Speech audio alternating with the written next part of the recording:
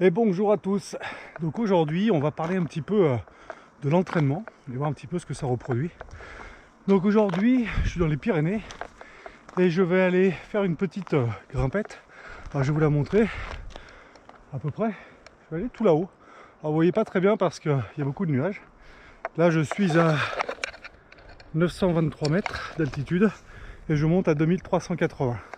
Voilà, donc ça s'appelle le pic Caballeros. Voilà, vous l'avez là. Et donc ça va être 4h30 pour des randonneurs. Donc l'idée étant que je mette bien évidemment moins de temps. C'est 1400 mètres de montée. Et ces 1400 mètres de montée sont non-stop. Ensuite, 1400 mètres de descente non-stop, puisqu'en fait je fais le demi-tour. Et c'est sur une portion juste de 10 km, donc c'est pas très très long. Et pour vous donner la difficulté, 10 km en marchant, mettre 4h30, juste pour aller en haut et pas faire l'aller-retour, c'est déjà pas mal. Alors l'entraînement, c'est la phase un peu la plus importante, l'entraînement sur le terrain. Ça représente quoi? Ça représente, pour quelqu'un qui veut faire déjà un marathon, ce qui est déjà très très bien, 42 km 195, ça va être 3 entraînements par semaine, voire 4. Alors 3 entraînements par semaine, on va prendre, c'est la moyenne. On a un entraînement de remise en forme, un peu le début de semaine, tranquille, on y va assez doucement. On a un deuxième entraînement ensuite qui est lui à l'inverse. Là on va chercher à augmenter ce qu'on appelle la VMA, la VO2 max. Donc VO2 max c'est le volume d'oxygène maximum que l'on est capable de prendre et d'utiliser pendant la course. C'est un peu ce qui fait la cylindrée si on devait se comparer à une voiture.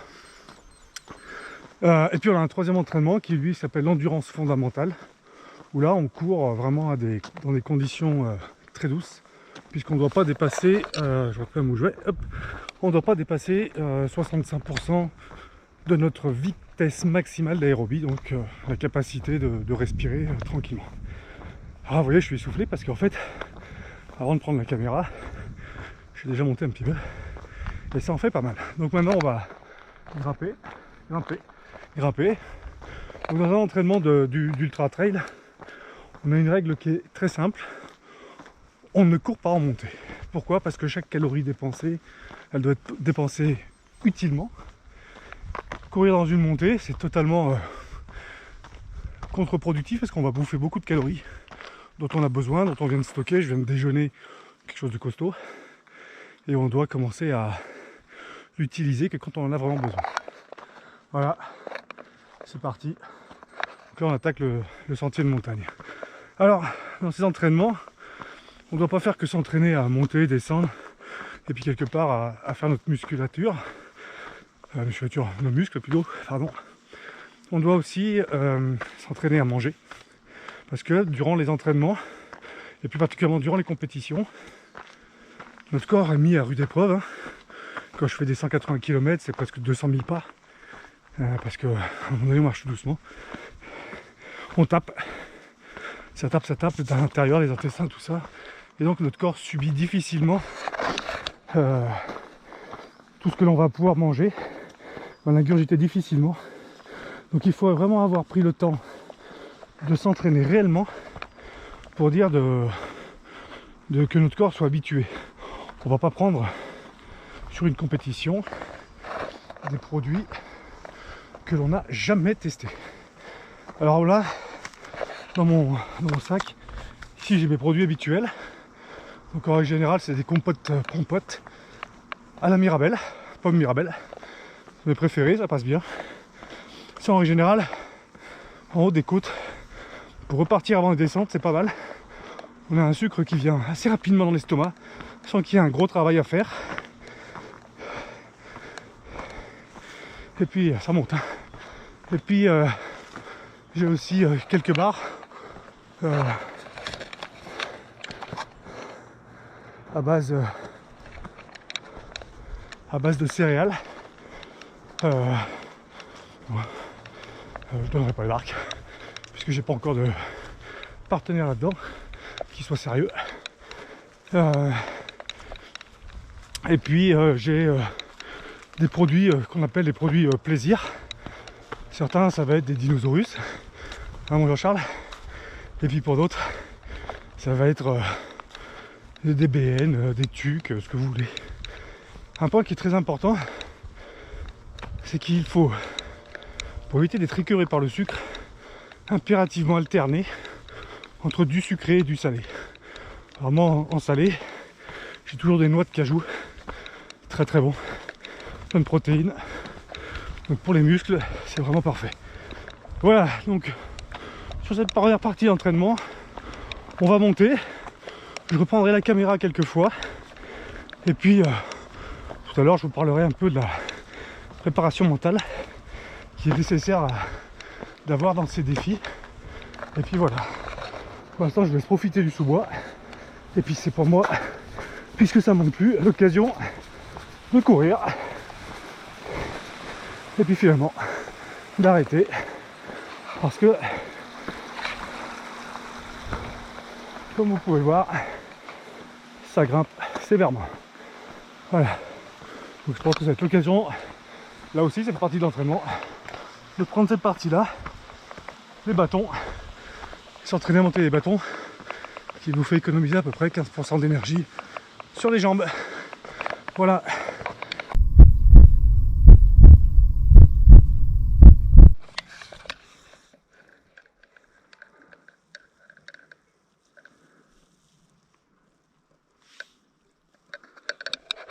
Allez, je reprends la caméra quelques minutes.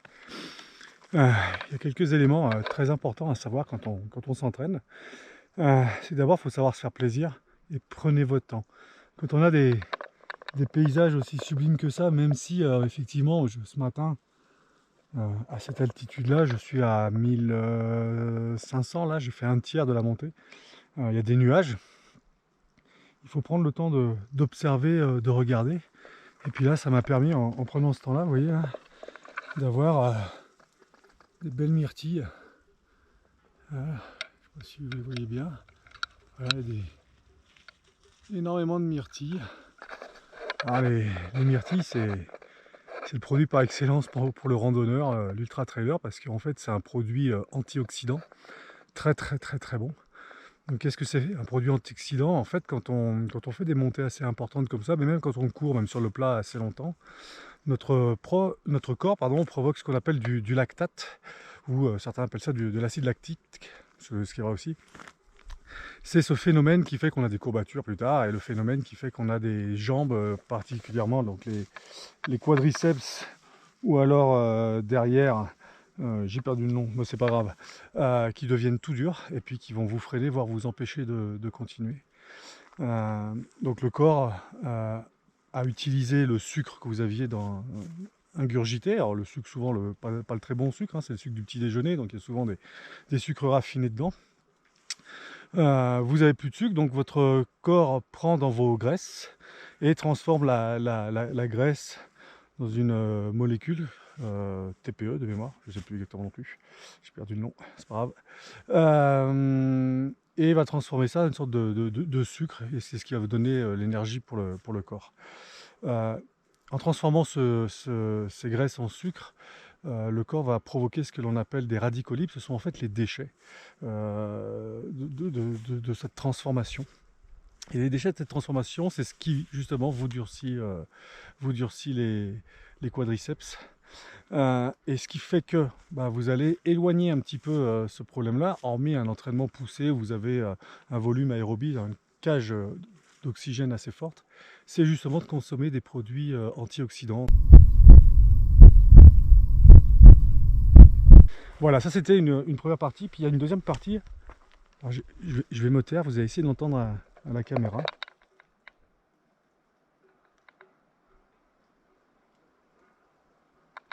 Je ne sais pas si on l'entendra.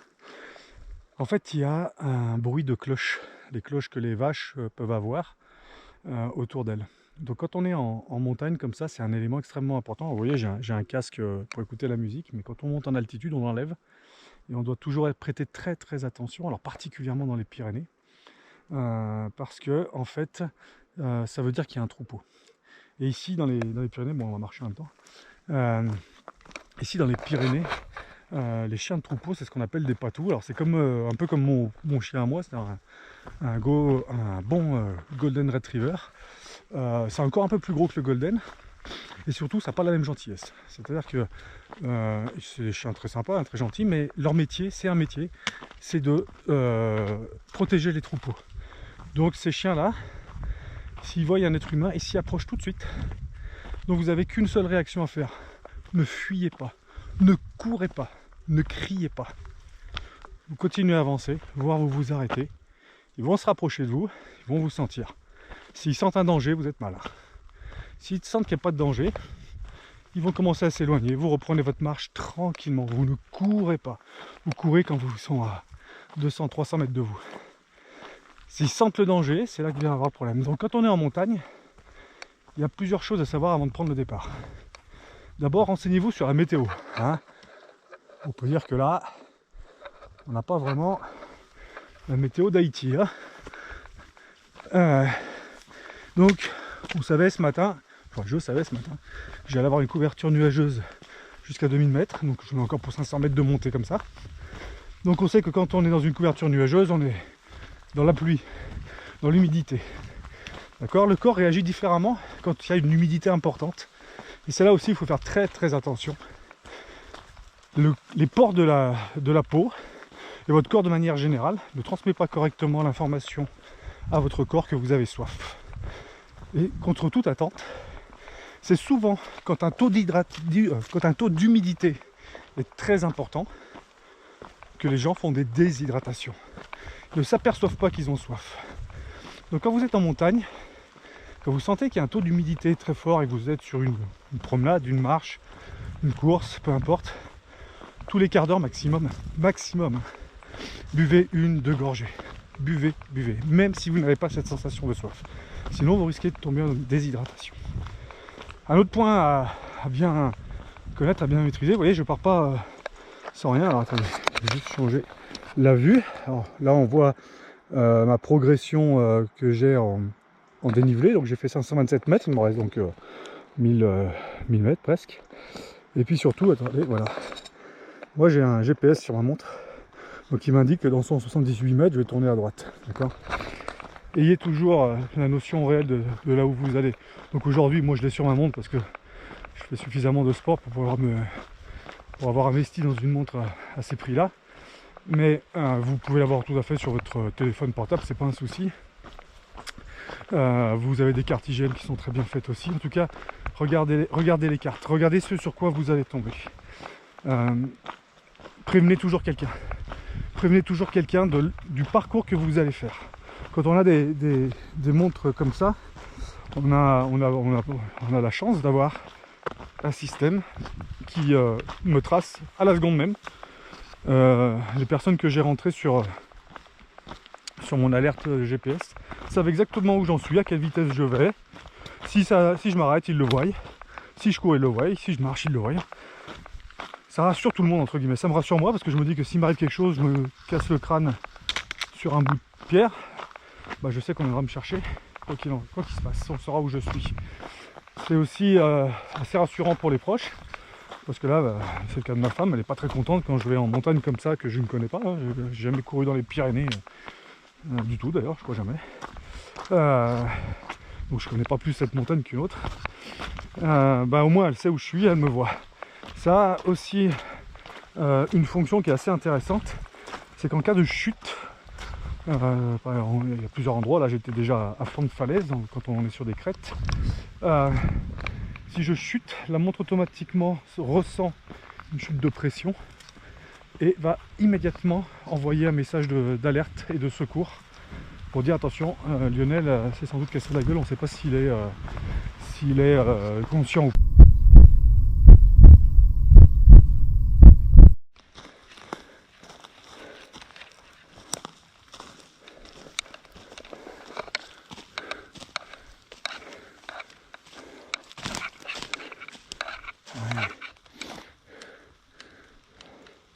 Je suis pas venu pour les champignons, mais il y a pas que des mauvais. Hein. Ah là là. Alors revenir avec un sac la prochaine fois. Ouais, pas le tout, mais on descend maintenant.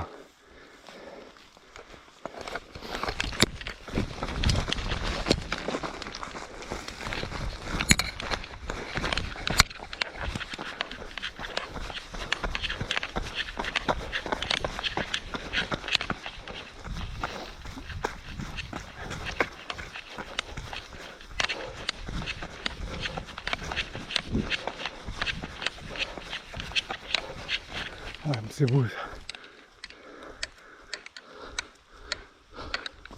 Voilà, hop. Les champignons, on ne pas tout et rien, mais ça, hein, c'est pas mauvais, hein, je vous le dis. Ah bon.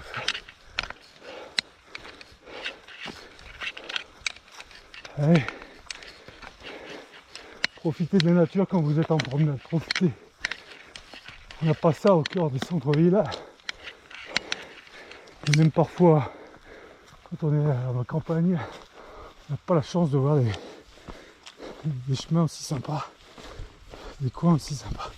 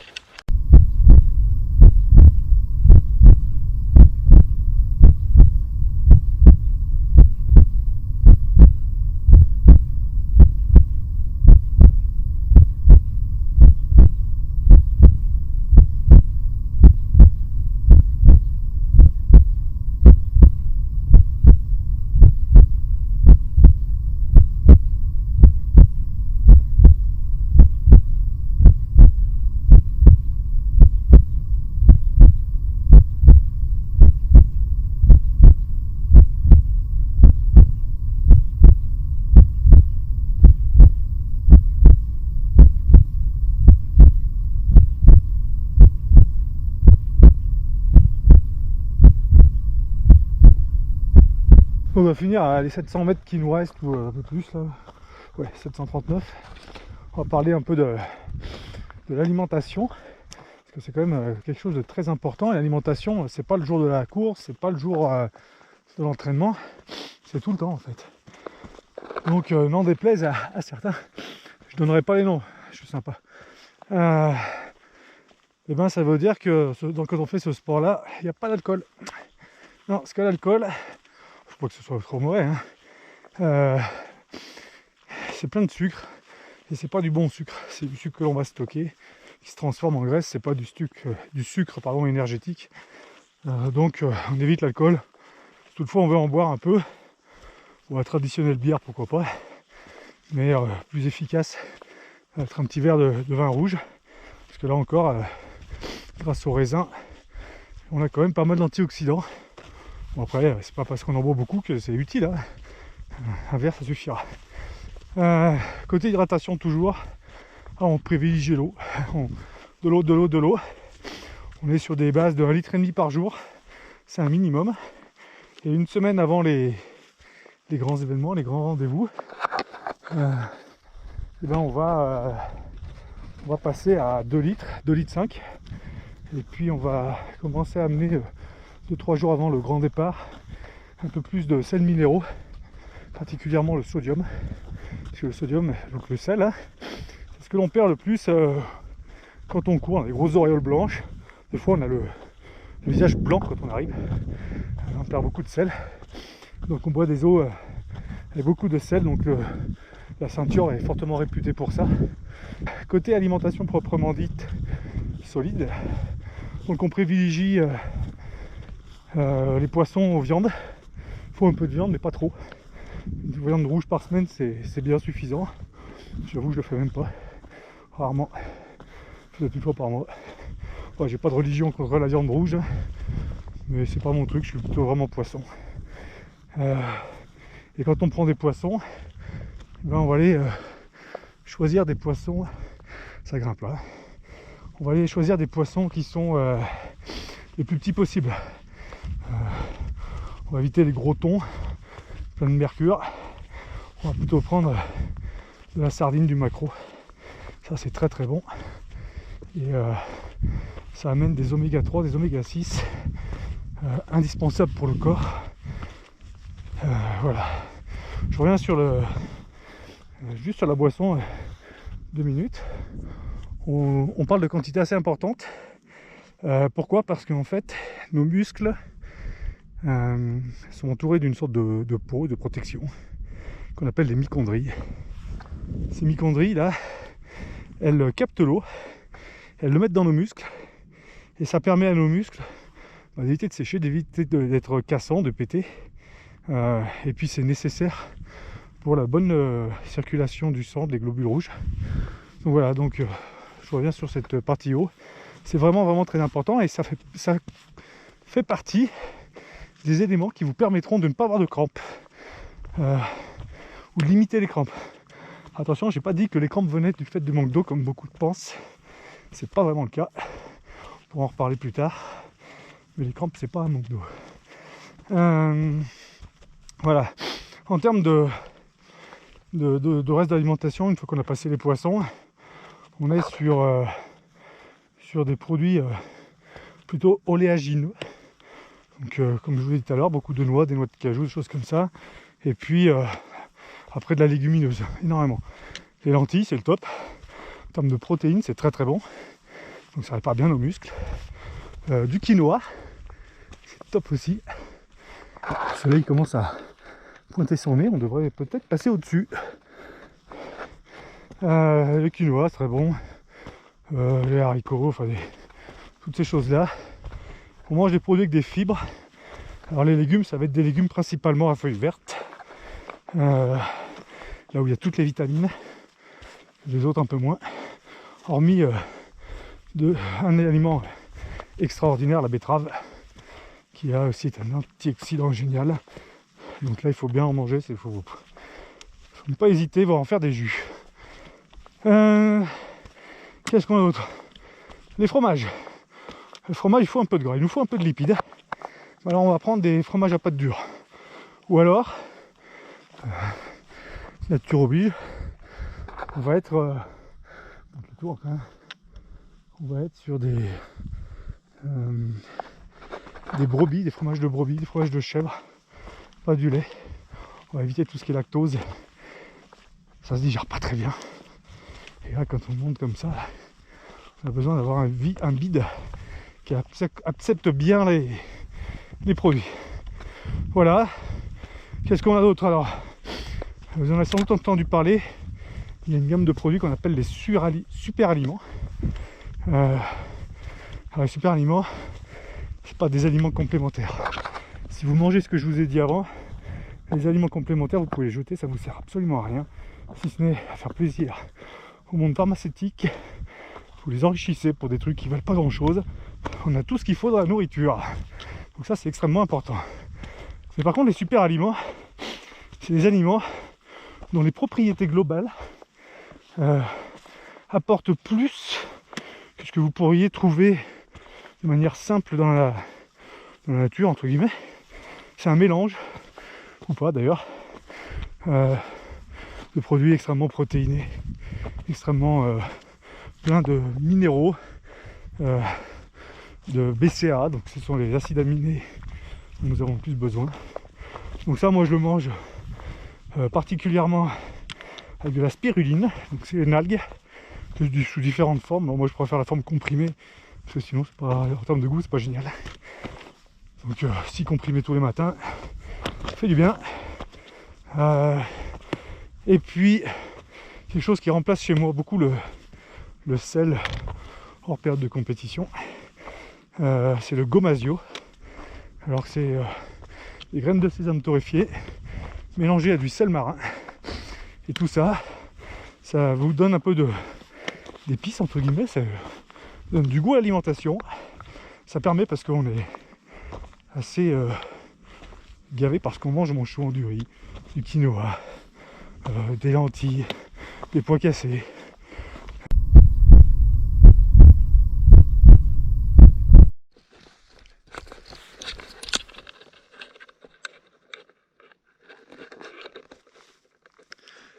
Et voilà les amis, nous voilà au sommet.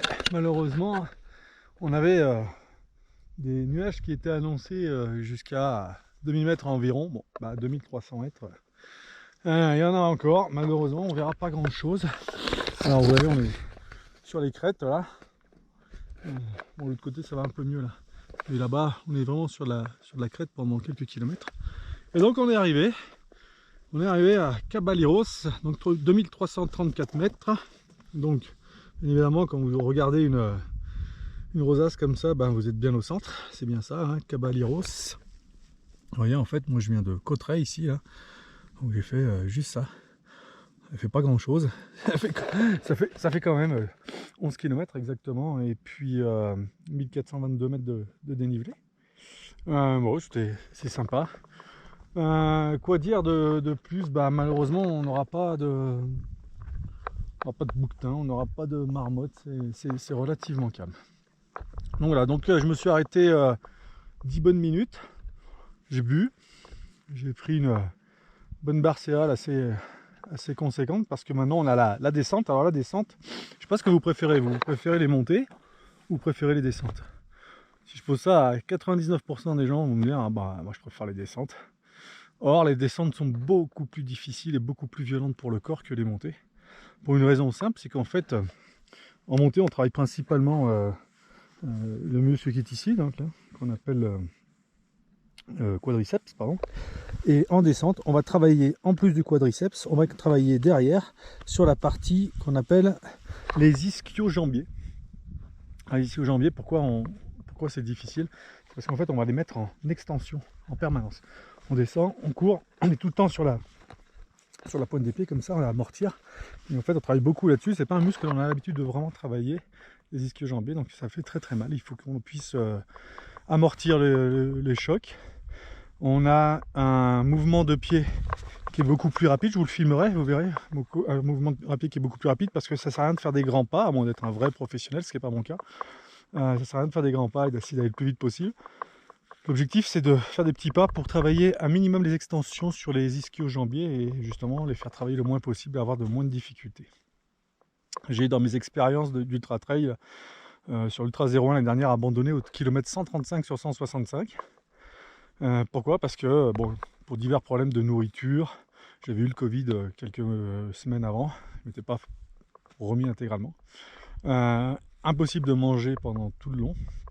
Donc mes quadris étaient venus se bloquer, c'était dur comme du béton, et mes ischios, qui n'étaient pas la partie la plus musclée et habituée, n'ont pas supporté non plus, donc mes jambes sont devenues dures et j'ai bloqué, j'ai eu du mal à descendre. Et j'ai préféré abandonner plutôt que de me faire une déchirure musculaire. Voilà. Donc voilà, donc maintenant on repart de là où on vient, on refait la même chose en descendant. Ça va être dangereux, ça glisse, il y a de l'eau, il pleuvait tout à l'heure un peu plus bas. Donc on va faire très très attention. On a donc mis 2h15 pour monter, en prenant le temps de filmer, de prendre quelques photos, vous verrez après, ou pendant le reportage. Là en descente, pareil, on va prendre un peu de temps, on va parler un peu de préparation physique, on va parler un peu de préparation mentale. Et puis voilà, on aura fait un peu le tour de tout ce qui est à connaître quand on veut se lancer dans l'ultra trail, ou quand on veut en faire, ou même des trails, hein, déjà pas obligé d'être dans les ultras, hein, même des trails de 14, 20, 30 km. C'est déjà génial, avec des grandes montées, des grandes descentes, on se fait déjà plaisir. Mais voilà, il faut connaître les bases. Voilà, donc on y va. C'est reparti. Amis de la montagne, on ne vous aura pas trop vu. J'ai croisé une fois des randonneurs espagnols, c'est tout. Allez, à tout de suite.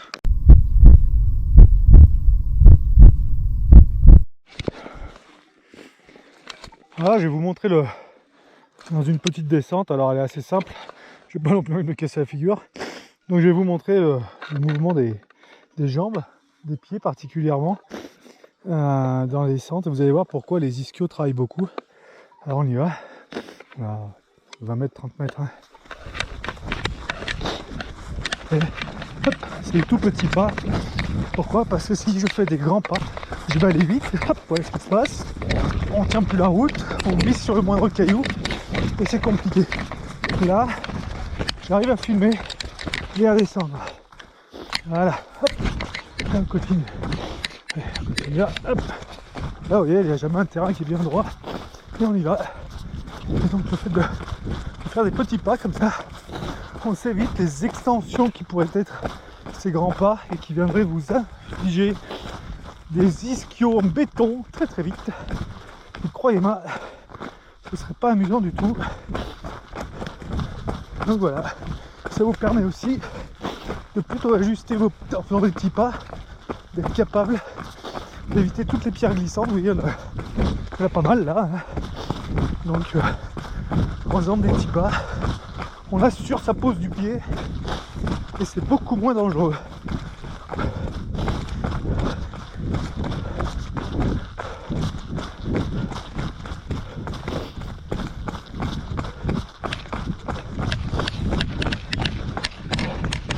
Voilà. Encore une crête. Allez, on est plutôt à fond de falaise. Moi je regarde pas trop, je vais vous dire exactement, j'ai le vertige.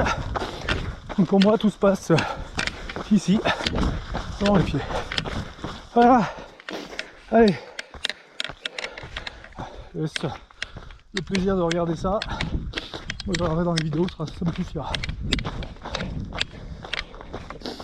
Allez, continue. Encore beaucoup. Allez, à tout de suite.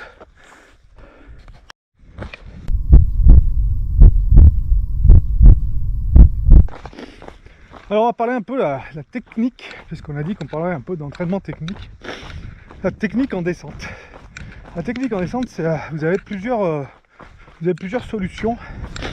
Soit vous êtes à l'aise avec des bâtons, soit vous êtes à l'aise sans les bâtons. Et ensuite, selon le degré de confiance que vous avez en vous, vous allez pouvoir plus ou moins aller vite dans les descentes. Certains vont très très vite. On prend des Kilian Jornet, bon bien évidemment hein, c'est la pointure mondiale de l'ultra trail. Des Kilian Jornet, on prend nos Français, des Xavier Thévenard, des Benoît Girondel, j'en oublie pas, on prend même notre superbe Sissi Cusso.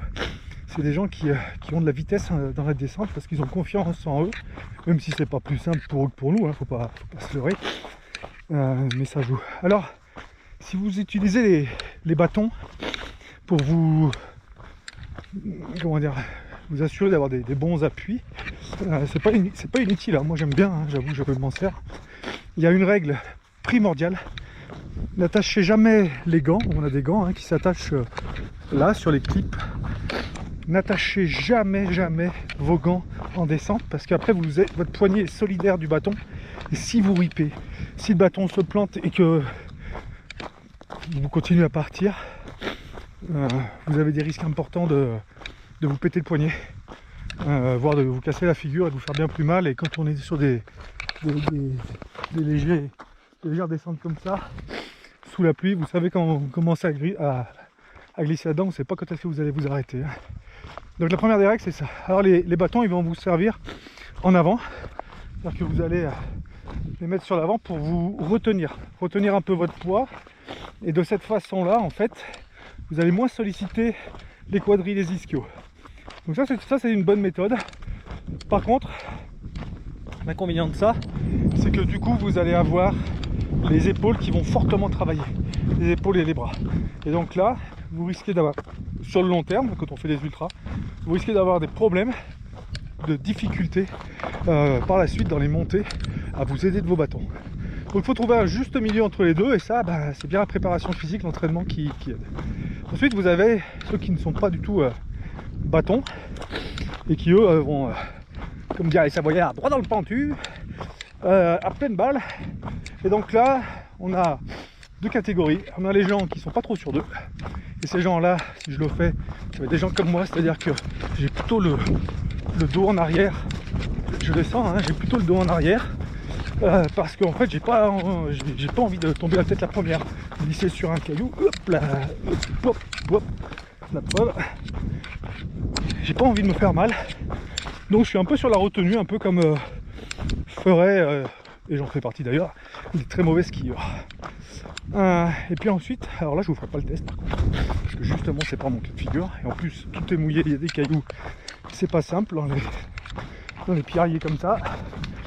Vous avez des professionnels, on va le faire un peu, allez, qui eux vont se pencher vers l'avant. Pourquoi? Parce que ça vous donne de la vitesse sans rien faire, et vous voyez les jambes à la vitesse où elles tournent. On choisit vite, on choisit très vite où est-ce qu'on va positionner ces pieds là. Les gros cailloux, on ralentit, on évite de mettre le pied sur les pierres qui glissent, ça voilà, c'est extrêmement dangereux. Hop, et on continue. Et là on positionne ses pieds très facilement. Le fait de se pencher à l'avant, on a de la vitesse. Voilà. Donc ça c'est la méthode de ceux qui sont forts, pas comme moi.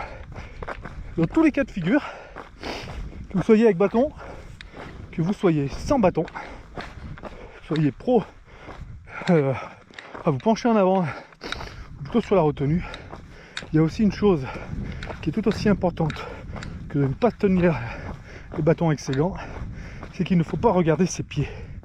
Il faut regarder 8-9 mètres devant. Au départ, c'est très déstabilisant, mais vous allez vous apercevoir que c'est très efficace. Votre cerveau imprime les 7 ou 8 mètres qu'il y a devant vous et il ne vous mettra pas en difficulté.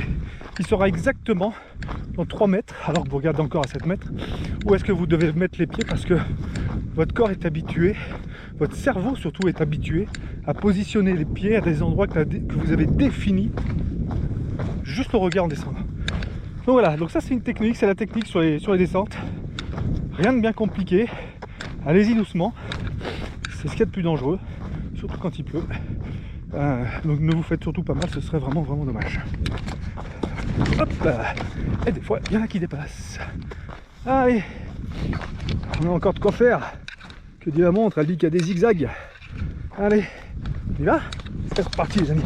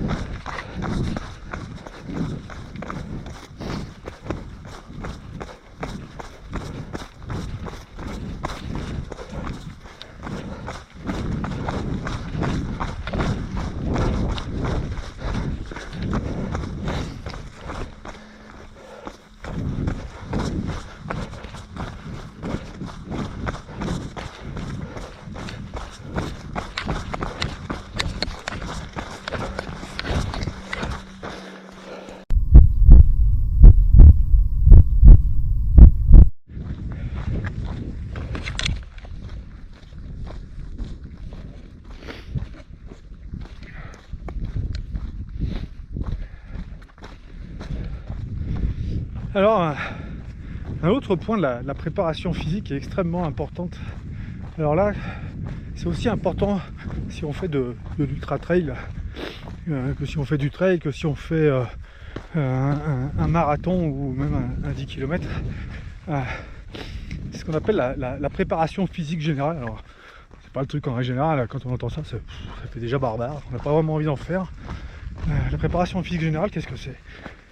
C'est un ensemble d'exercices qu'on appelle des hits, du Tabata, parce qu'il y a plusieurs noms pour ça, et qui en fait est une succession d'exercices plutôt au sol en règle générale, avec poids ou sans poids. Souvent avec le poids du corps ça suffit largement, et sur lequel on va pendant plusieurs minutes faire des séances de, je sais pas, moi je sais que j'ai un kit entre guillemets de 10 exercices que je fais entre 3 et 5 fois, et qui vont me travailler à la fois le haut du corps, le bas du corps. Alors dans nos ultra trails, beaucoup pensent que la chose principale que l'on doit travailler, faire une petite pause de 2 secondes. Donc pourquoi? Il va falloir passer le petit truc là. Alors c'est pas compliqué, ça demande de la concentration et d'éviter de mettre les pieds au mauvais endroit. Hop là, voilà. Donc en ultra trail, on a tendance à penser que on a surtout besoin de renforcer les quadris. C'est vrai, hein, il faut les renforcer. Les ischios, effectivement, il faut les renforcer. Les mollets, bon, pas plus que ça, un petit peu. Et puis c'est tout. Et en fait, la partie la plus importante et la principale dans la course à pied, c'est la ceinture abdominale. Alors, tous les exercices qu'on fait dans cette préparation physique générale, cette PPG, désolé de vous le dire les gars, ça donne pas de tablette de chocolat. Alors, moi je suis plutôt en mode brioche grand-mère, c'est comme ça, c'est pas grave.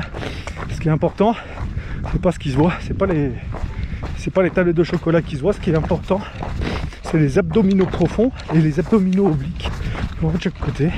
C'est cela qu'il va falloir travailler. Pourquoi? Parce qu'en fait, cette notion de renforcement sur les abdos, va nous permettre en fait d'avoir une meilleure tenue droite. Plus votre tenue sera droite quand vous allez courir, plus vous allez avoir la cage thoracique dégagée et une facilité de prendre de l'oxygène, de respirer plus facilement. Je sais pas que je me trompe, c'est bien ça. De respirer et du coup, plus vous respirez, plus vous avez une quantité d'oxygène dans le corps importante, et moins vous allez avoir des problèmes de raideur au niveau des jambes. Ceci dit, c'est très bien de renforcer les abdos, parce que ça va aussi vous permettre d'équilibrer votre corps. Ça va vous permettre en fait d'avoir une force assez identique de chaque côté, ne pas avoir de déséquilibre.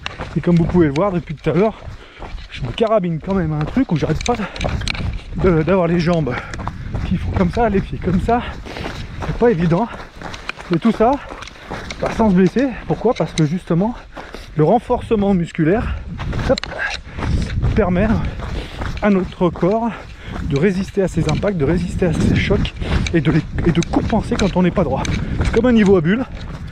Quand on fait un mur dans une maison, on a besoin que ce soit bien droit. Notre corps, c'est pareil dans ces compétitions-là.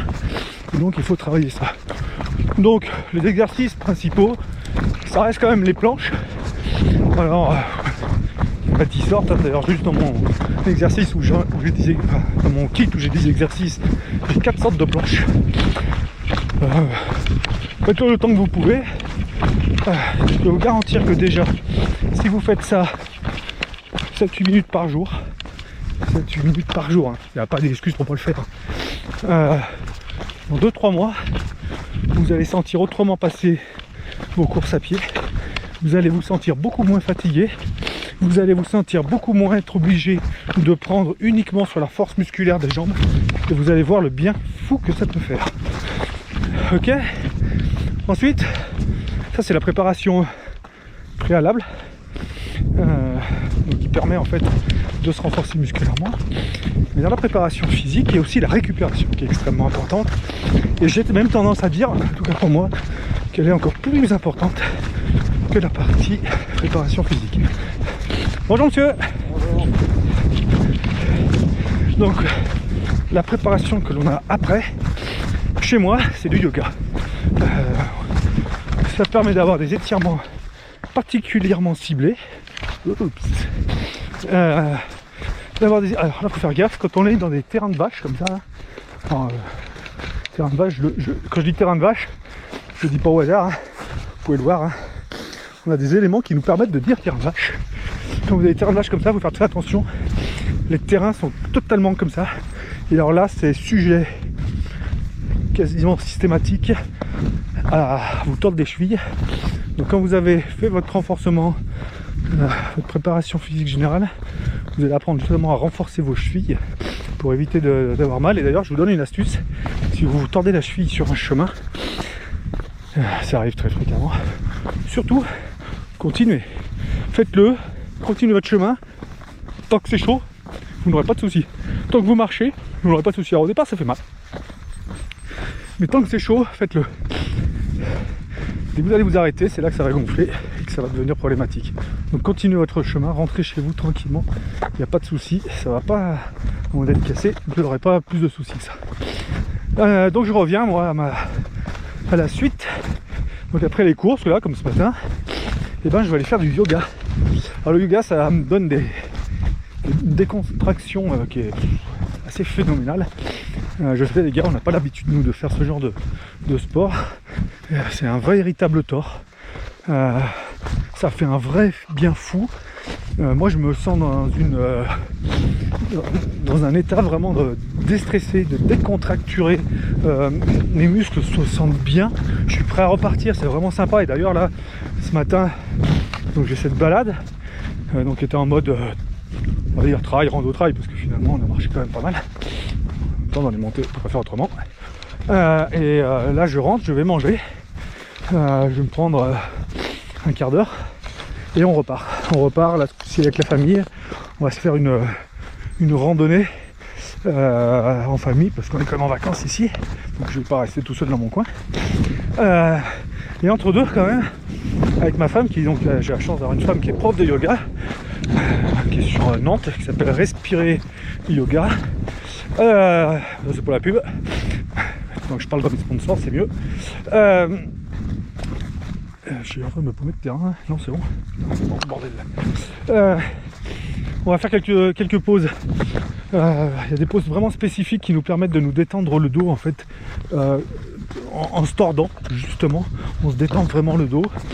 Avec une ceinture, en mettant la jambe en l'air et en tirant, on se détend les ischios.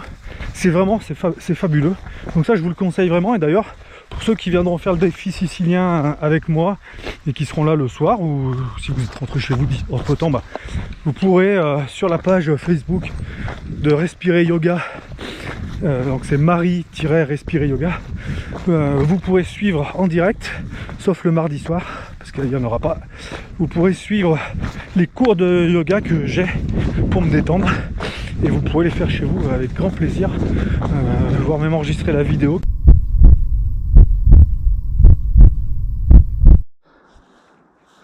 Regardez bien, hop, derrière l'arbre là, on va essayer de le voir plus loin.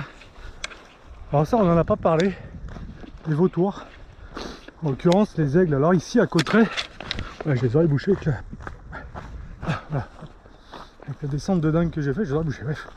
À Cauterets, ici on a beaucoup d'aigles. Alors je ne sais pas les reconnaître, les aigles royaux, les aigles machin, pèlerins ou je sais pas. Toujours est-il que voilà, là on a du beau, hein. Un beau spécimen. Alors les aigles et les buses attaquent assez régulièrement les coureurs. C'est jamais sans une mauvaise raison en fait. Et hop, on va voir ça, c'est tellement beau. C'est jamais sans mauvaise raison en fait. Ils les attaquent. Une petite coupure de batterie. Donc là on ne voit plus l'aigle. Je sais pas ce que c'était. Donc je le disais, si vous voyez qu'un aigle vient vers vous et va vous attaquer, préparez-vous à mettre votre sac à dos sur la tête, puisqu'en fait c'est là qu'il va attaquer. Ils attaquent la tête, ils attaquent directement en pointerie comme ça. Et vous pouvez voir malheureusement sur Google, vous pouvez taper attaque de buse coureur à pied. Vous allez voir que c'est pas rare, et puis c'est pas anodin non plus. Donc voilà, donc ça aussi ça fait partie des éléments. On n'a pas parlé des sangliers non plus, c'est des choses que l'on voit régulièrement. J'en ai eu un cette année sur un de mes entraînements au bord de la rivière du Sens, donc à Orvaux. Bon, c'est un coin où il y en a quand même quelques-uns, on le sait. Bon, ça surprend toujours. Excusez-moi le terme, mais c'est un peu con comme animal, ça vous charge avant de comprendre. Donc là encore, il y a aussi des choses à faire.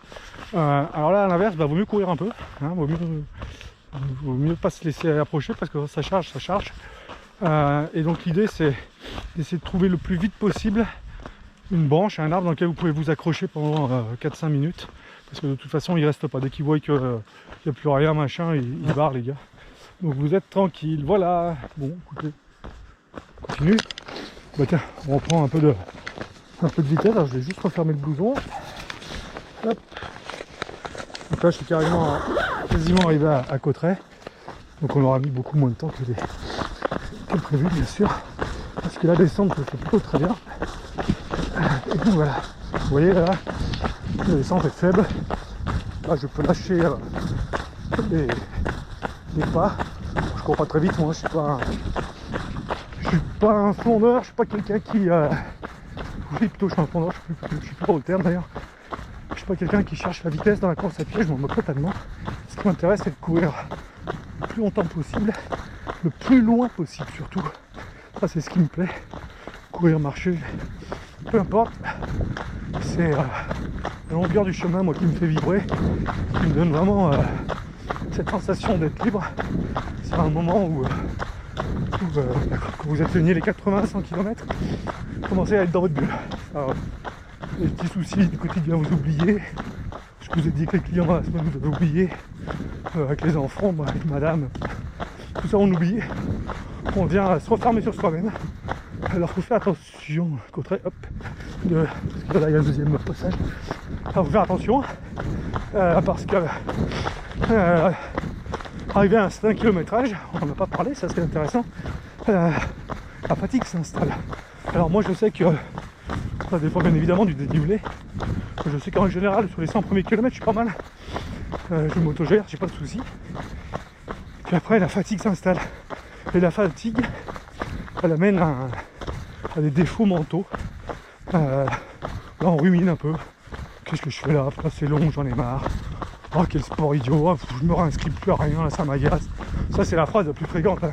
Quand il y a tous les ultra trailers qui vous diront tous quand ils finissent une course, ils veulent plus en faire une autre. Ils sont à peine arrivés chez eux, pris la douche, dormi un petit peu et mangé un morceau. Ils sont déjà en train de regarder sur internet quelle prochaine course ils vont faire. Ah, ça c'est systématique et j'en fais partie. À la fin du ultramarin, je vais plus entendre parler. Et là aujourd'hui je me dis bon si le prochain je le referai quand même, c'est sympa. Voilà. Et puis j'ai d'autres compétitions, mais ça on en parlera au fil du temps. Voilà, donc dans la fatigue, il y a aussi un phénomène qui est très très fréquent en ultra trail. Ce sont les hallucinations, alors c'est plutôt la nuit. Hein.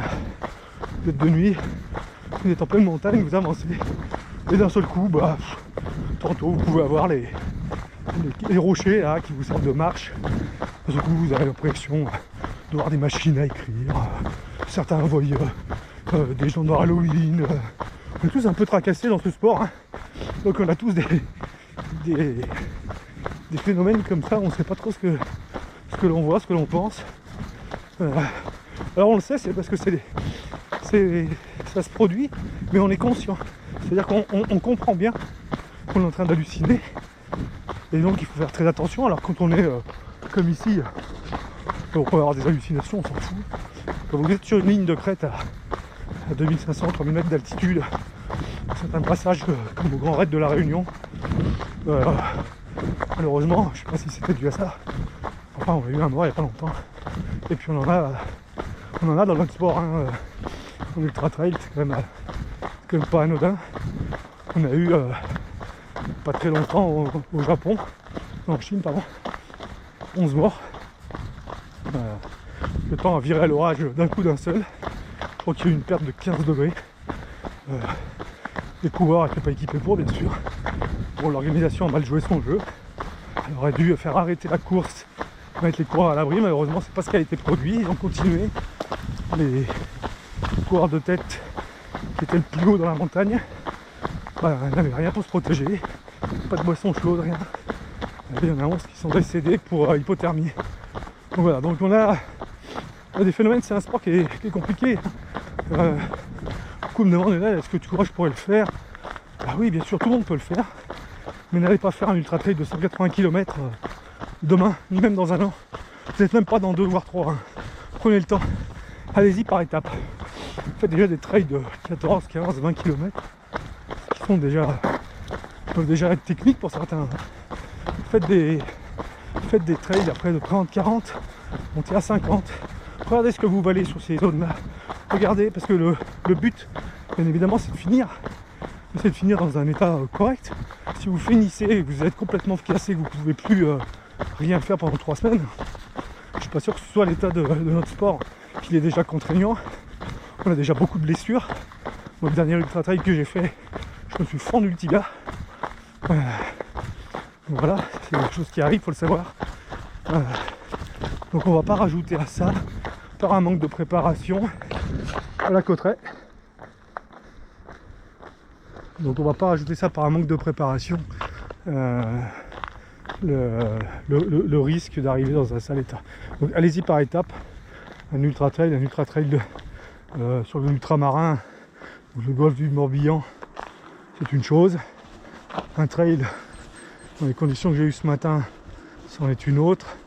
Et les ultra trails, comme on vit des UTMB, pour parler des plus connus, ou du Grand Raid de la Réunion, ou des choses comme ça, attention, on a des fois, si je prends le Grand Raid, à 28 degrés quand on part, on est au départ. On a certains endroits, on arrive en pleine nuit, il fait 0. Des fois, l'UTMB, on a eu le cas de la neige. des températures à -5, -10. Tout ça, il faut savoir le gérer. Hein. C'est pas, on n'y va pas comme ça la fleur au fusil. Ça s'apprend avec l'expérience, ça s'apprend avec la préparation mentale, ça s'apprend à force de faire des courses et puis de le faire intelligemment. On n'est pas là pour se mettre le corps dans une situation catastrophique ni prendre de risques pour nos vies. Ça sert absolument à rien. Voilà, donc pour aujourd'hui, je pense qu'on aura fait notre petit tour. Alors, tiens, on va regarder un peu le temps. Hop. Alors, sachant que j'ai vraiment pris mon temps. Alors, hop. Donc on a mis, écoutez, on a mis 4h05. On a mis 4h05 pour faire donc les 23 km et 1400 de dénivelé positif. Sachant que je me suis arrêté plein de fois pour faire les vidéos. Je me suis arrêté au sommet pour prendre le temps de manger un morceau. J'ai discuté aussi avec un couple de randonneurs qui justement, c'est marrant, venaient de Nantes. Et puis j'ai pris pas mal de photos très sympas. Comme je vous ai dit, on est là pour être dans la nature, donc on doit profiter. C'est des belles photos de fleurs, de plantes, c'est des beaux trucs. J'avais pris des cours de photographie là, avant de partir sur iPhone pour justement essayer de faire des trucs pas trop mal. Ah, ce que ça donne, je suis pas un pro là-dedans non plus. En plus, ça me passionne pas vraiment les termes techniques de la photo, pas trop pour moi. Bref, voilà, allez, on se revoit dans la semaine, ou la semaine prochaine, ou plus tard. On va continuer avec tout ce qui est préparation du matériel. Donc, je vous présenterai le matériel. Je vous présenterai aussi comment on prépare un défi comme je vais le faire. Qu'est-ce qu'on va consommer, comment on gère la logistique. On va parler, je ne vais pas en parler, il va falloir que j'y vienne quand même, à la préparation mentale qui est l'élément numéro 1. Et puis, on aura plein de thèmes.